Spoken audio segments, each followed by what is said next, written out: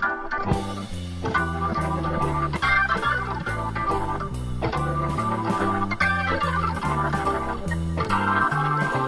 to Speak Up, the television arm of Freemasonry in New Zealand. I am Barry Rushton, your host, and we have a great show for you this evening. I can tell you there is something wonderful happening in a small town in northern France that my first guest, Mark Hall, and others are responsible for. This is fabulous for all New Zealanders. Following Mark, my next guest is a young chef called Craig Parry. I can't wait to put the spotlight on what really goes on backstage in the kitchens of the restaurants. And closing out the show is our regular contributor, Graham Houston, with another great story on a Freemason who has made history here in New Zealand and around the world. Mark Hall, welcome. Great to have you on the show tonight. Good to be here, Barry. Now, I know that you are a trustee on the New Zealand War Memorial Lerkenwah Trust, right? That's correct. What a great thing that is. Tell us more about that. The trust was established to remember and commemorate and tell the stories and educate young New Zealanders about their forebears during the First World War. It will also be used to tell the story of the New Zealanders involved in the Second World War. Now listen, before we talk about this Lerkenwah, which is the town, I'd like just to set the scene. Imagine it's Anzac morning, but you're actually over at Gallipoli at the dawn service. I mean, can everybody sort of feel that? I mean, I've never been, but I have been to the Auckland one a number of times, and I've been to Warkworth, I've been to Birkenhead, my little town. It's a tremendous feeling, isn't it? Why do we feel that feeling? Well, I think it's a way of remembering or commemorating those who have gone before us and made great sacrifice. It's a feeling of fellowship, I guess, and even for the midday services or the 11 o'clock services, the increasing number of people who attend, the school children, young people who attend, in increasing numbers, I think it's something to do with our nationhood and our feeling as a nation. Absolutely, and that feeling, or the amount of people who now respect and worship the Anzac service for what it is and what it does, is increasing all the time, isn't it? It has over the last 2 decades, probably. And it has the number increased. of people who take a pilgrimage to, or lucky enough to take a pilgrimage, they don't have to actually go on Anzac morning to feel that. They can go at any time and still feel that respect, can't they? They do. Friends have been to Gallipoli, for instance, not on Anzac Day, and there is that feeling there.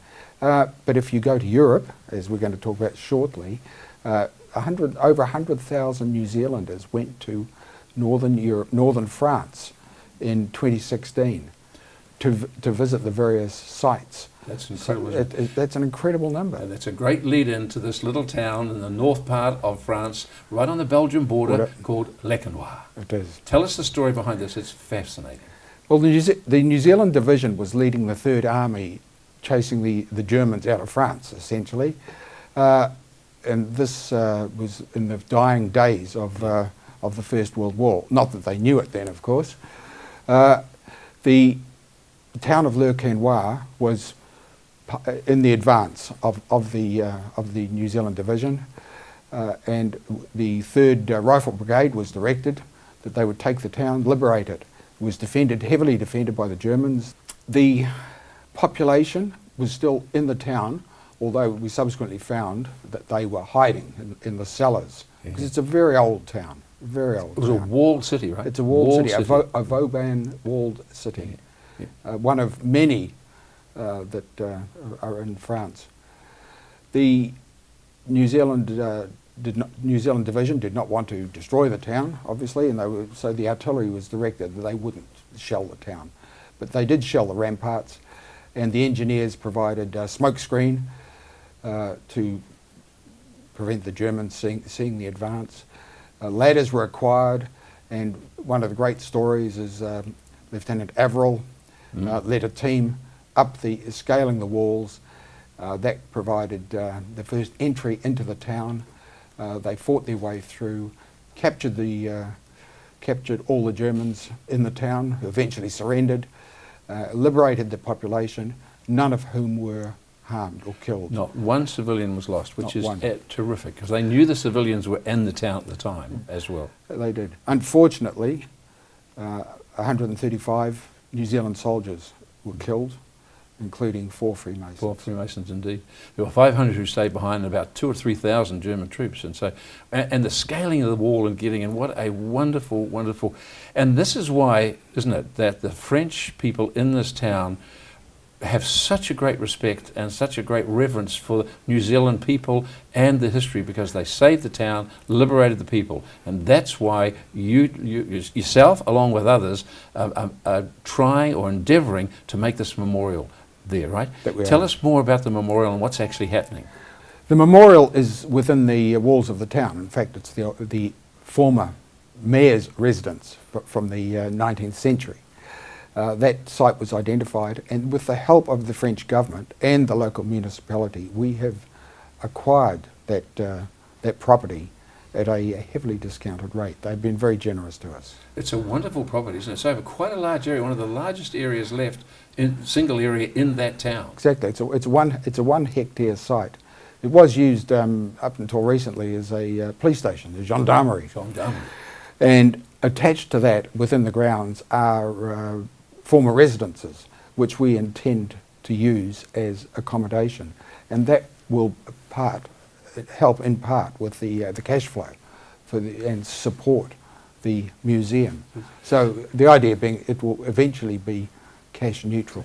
If people go on to Google and actually Google a little town, they'll realise it is a tiny little town. There's no Ridges, or there's no sort of Sheratons there, you know. No. And so consequently there are a number of New Zealanders already who visit this site because of its significance, correct? They do.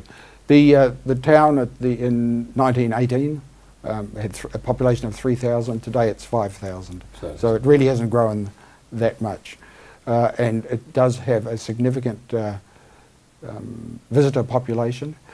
The unfortunate thing with Le Quesnoy, though, is there's nothing there apart from the town to attract people. It has no other tourist attractions. And why we want to establish the museum there is give Kiwis and the French and the Brits a reason to visit that town and see and to hear about the New Zealand exploits in World War I. Mark, the gratitude of the people, obviously at the time for being liberated, was there, but was immense. But that has continued on to this day, isn't it?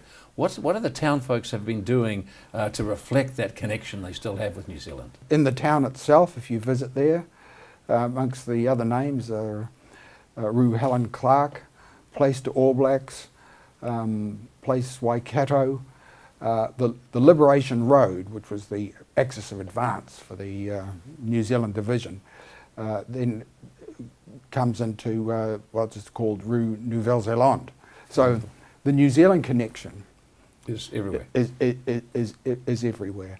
So the Freemasons now are right behind this, and the reason they are behind it is why? It's because it represents. Well, it represents the ethos of what Freemasonry is all about. Yeah. Caring for your fellow man.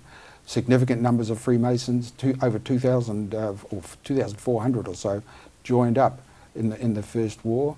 Quite a number of those were killed. Yeah. As I said, in 4 at the capture of Le Quesnoy. So now I know that there's sort of like a budget they're all after, right? I know it's going to be set out over a number of years to actually get the certain parts, the phases done, but really it's going to take about $15 million in theory or thereabouts, correct? Yes, we have a budget, a plan that, apart from the acquisition of the site, which has already been done, that over the 5 years we will establish the site as a true memorial and museum to New Zealand's involvement in World War I and World War II. Fantastic.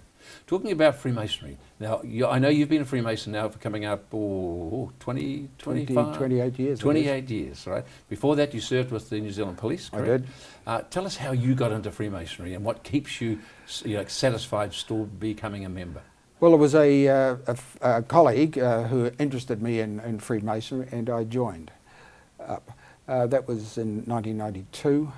I must say, initially my interest, after a while my interest waned, and when I rejoined or re-enthused myself, the reason is, I think for most of us, it's all about the fellowship. It's the camaraderie, it's with like-minded people, with a purpose. That's why my particular lodge, the Lodge of the Liberal Arts, that's my thing. I enjoy that environment.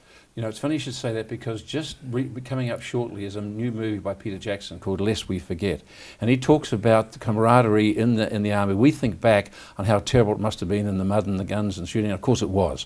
But a lot of people, the returned servicemen, say that often it was the best part of their life because of everybody had a single purpose, a single intent, had a single goal, and they were mates and they were there, you know. And Freemasonry does have a bit of that. Exactly, yes. In those days, as now, in combat, you have to rely on your fellow soldiers for your very survival.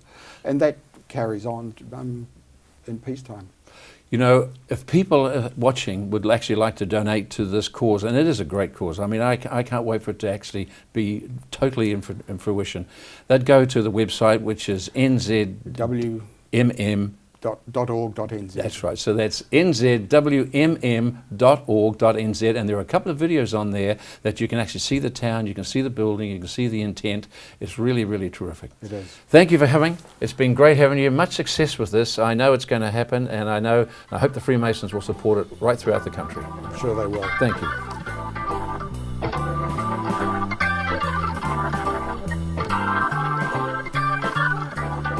My second guest this evening is Chef Craigan Perry.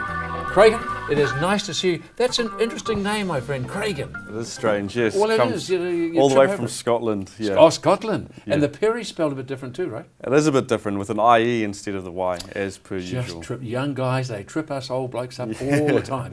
Mate, I'm glad you're here. I've always wanted to ask questions of chefs. You know, there's something you want to do. But before I do that, tell us a little bit about why you love being a chef. Tell me how it started, the passion behind it. You obviously went to culinary school, I guess that's what you'd call it? I did, yes. So I went to culinary school, actually when I was still working in IT as my previous role, and I decided to change my career completely. So I went to culinary school for about an 8-month course. It was very short. Yep. And then got a job straight away, and have been at the same place since for now. And I love it. I love it every day. So culinary schools, you turn up and there's your main chef there, or do you have a number of chefs come in and tell you stuff? Or yeah, so how does that work? For us, we had one chef, yep. And he was a really, really good chef. He used to have a really good restaurant on Ponsonby Road a while ago. And then he would give a little demonstration up on a stage, essentially, and then we would go in and then cook the same thing that he's shown us how to do. With him obviously coming around and helping us and guiding us in the right way. Right. How many potential chefs were in your class? I think we had about 15. It was quite a small class, but yeah, Okay. about 15. And I know at that time you probably think, hey, we'll always be mates and so on like that. Do you know if any of them or all of them are still being chefs, or have some dropped out? Have they? Because that always happens. I know one definitely is still a chef. One? Yeah, he works in the same company that I work at. Okay, yeah. And that's about it that I know. There was a few older ladies who kind of did it, I think, more as a extra learning with a bit of time. Yeah. You see, again, I'm sure it's like lots of things in life. You've got to have a passion if you like it, right? Tell me why you decided to actually get into food. I guess I've always really been into food. I've always been a big foodie. And when I wasn't a chef, I would cook a lot at home and do kind of interesting things, and was really into watching Chef's Table and things like that on Netflix, and the really interesting chef documentaries. And I guess I decided that I need to change my career, I need to change what I'm doing. That was my first kind of choice. I guess in the back of my head, I actually always wanted to be a Freemason. I'm not a Freemason, a chef. I did always want to be a Freemason too, but I always wanted to be a chef, but I kind of had that thought that a chef is not really, you don't go and study, and it's not like you go to uni for it and that sort of thing, and it's kind of seen as not, like you kind of, I don't know, that you're not really using your full potential. So you just learn on the job, you just get into it, right? Exactly, yeah, and it's an experience, and it's a practice thing, and it all takes time, but it's. So I now know that you're in one of the busiest restaurants here in Auckland. I know that's true. And so obviously it's a stressful time. And we've seen the television shows where knives get thrown and pots get banged and plates get dropped and everything. Yeah. So you're in a stressful, at times, environment, right? But so how do you retain the passion? Is it just because you love it? I just love it. I love what I do, and I actually I thrive off that kind of that buzz of that real pressure to deliver. So that's something that I enjoyed and I have enjoyed for a long time. So I enjoy it, and I guess that's the main thing, really. You see, it's like I play a little bit of golf, and everybody, tends, gee, I wish I was like Tiger Woods, I mean. But you've got to have the ability, but there's more than just the ability. You've got to have an attitude, right? I mean, for anything in life. So consequently, do you have sort of desires? Do you lie in bed thinking, gee, I'm going to get my own restaurant. I'm going to get my own 12 restaurants. I'm going to have my own television show. Do you see stuff like that in the back of your mind? Yeah, I have a long-term goal to have my own place eventually. Yeah, definitely. And I've worked it out all to the name and the layout and what I'd love it to be, ideally, and that's where I'm working towards. That's where I'm trying to get to. So, mate, I've got some questions I've always wanted to ask chefs, and so I want you quick fire stuff, quick fire stuff. How do you cook the best steak? It depends on what kind of beef, really, but what you really want is that brown, beautiful caramelization on the surface of the steak. That's what gives all the flavour, and that's what you want. Something. No, I'm going to add to that. So do you get it brown first and flip it over and get it brown and then turn it down? Yeah, once again, really depends on the steak. But a hot pan, really hot pan, get it in there, sear it either side. You can if it's a big steak, you can finish it in the oven. That always works really well. Yeah, and then always a bit of butter does the world wonders. Now, you probably haven't had a great experience in this because you've only been in this one restaurant since you're out of school. But restaurant critics, I mean, some of like the owner of the restaurant, does he hate restaurant critics? No, I think restaurant critics are crucial to what we do, obviously, because without them, no one really hears about us and what you're doing. And obviously, you want to make sure that what they're hearing is good. So that's what you're working towards, but you can't hate them. And nowadays, everyone's a critic with Instagram and everything like that. So everyone is a critic. What's the one ingredient you can't do without? Salt. Yeah, I think that's what my wife said too. That'll be the one for sure. Now I know this will never happen to you, but if you were on death row, what would be your last meal request? That is a really tricky one. I always struggle to answer that question. Probably at the moment. Maybe it's because of what I'm feeling like right now. I'd eat steak frites, steak with chips and a nice butter sauce. That's herb butter sauce. That's all I could. Probably a nice bulky Pinot Noir or something good. Now, last question. Tell me, have you seen in the time you've been there, been a couple of years now, have you seen, what's the new food trend happening right now in restaurants? I guess with places popping up now, you're seeing a lot of sort of Asian fusion, Southeast Asian fusion, and people trying to combine different flavours from different places into making kind of a new cuisine is what's kind of happening a lot around, out and about. Right. Now, I know that you're a young Freemason, right? You've just joined.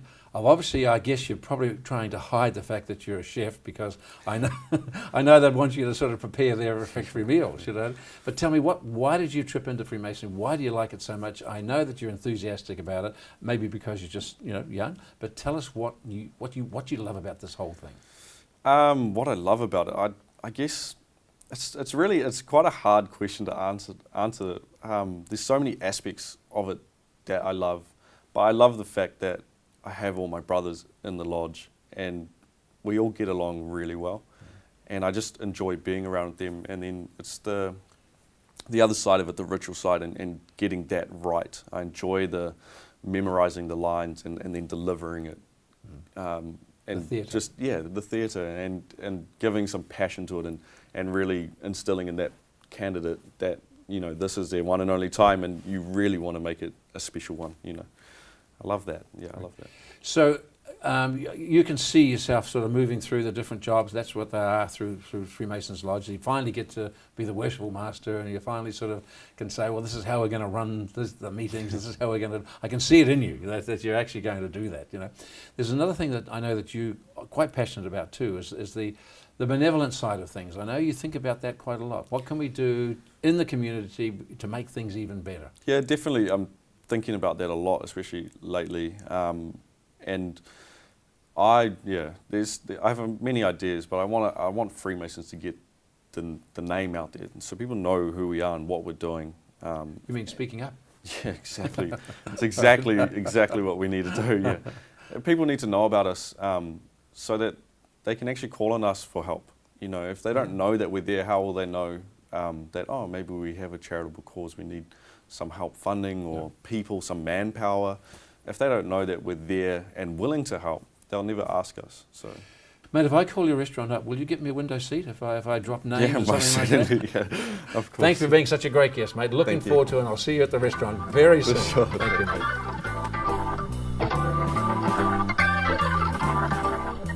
And closing out the show tonight, of course, is our regular contributor, Graham Houston. Graham, I know you've got someone special again tonight. Thanks, Barry. Tell us who you've got. Sir Joseph Banks. Oh, well known. Well known, Sir Joseph Banks, an eminent British botanist, explorer and naturalist. Noted for his prominent promotion of the natural sciences. Yeah. He was born in 1743 in Westminster in England, so it's a long time ago. Long time ago. He was the only son, and he didn't follow the course of the family employment. His great-grandfather and his grandfather and his father had all been in the British Parliament, but he didn't. He was educated at home, then on to Harrow, then on to Eton, then on to Cambridge, and finally at Oxford. Far too clever. Sounds like it, but I don't think he was that academic. He was more of the practical than the academic. So much so that when his father did die and he was able to settle on his inheritance, it made him a wealthy guy. He left Oxford and then set about following his passion, which was the practical side of naturalists and botanists, botany, and he wanted to study plants and find plants. He gained prominence and probably fame when he joined a voyage on the HMS Niger that went to Newfoundland and Labrador, and he was responsible for thousands of plants coming back to England, many never seen before in England, so that England became the largest repository of exotic plants of any country in the world, largely through Joseph Banks. Kew Garden, isn't it? Well, yes, and we'll come to the Kew Gardens part there. He was elected to the Royal Society, and when the Royal Society persuaded the Admiralty to let James Cook with the Endeavour come down to the South Pacific to observe the transit of Venus, they wanted Banks on that boat too. You know, if it had been in America, they wouldn't have called it the Endeavour. They would have called it the Enterprise, right? Probably was. That gives a modern slant on today. That's exactly what it was like, right? Yeah, you're out in the wilderness of the universe, right? Boom. But this is still the Endeavour. He came down to observe, and he and 8 other people of his staff came down on the boat. Now, the observation of the transit of Venus wasn't as successful as what they had hoped for, but the botanical part was a big success. He had a great affection for Australia, particularly New South Wales. And at one stage, at an inquiry back in the UK, it said, uncharacteristically for him, that he thought Botany Bay would make a fine penal settlement. Of course, that's what it became. Many places are named after Joseph Banks. Many plants are named after Joseph Banks. And in particular, if you look at the genus of the plant, rather than the plant themselves. So if you take the Banksia plant, the genus, there are a lot of plants within that genus, and the Grevillea is a common one out here.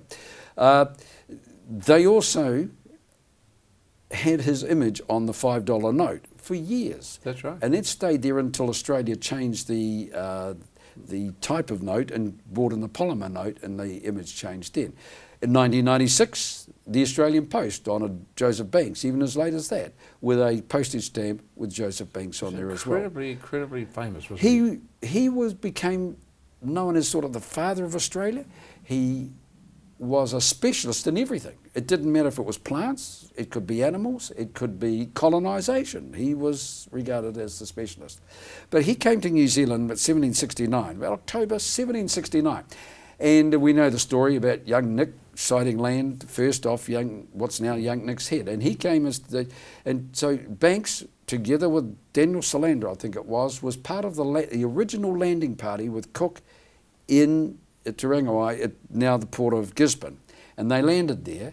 And incidentally, as far as I can tell, that was the first recorded landing of a Freemason in New Zealand was Joseph Banks when he set foot, 1769.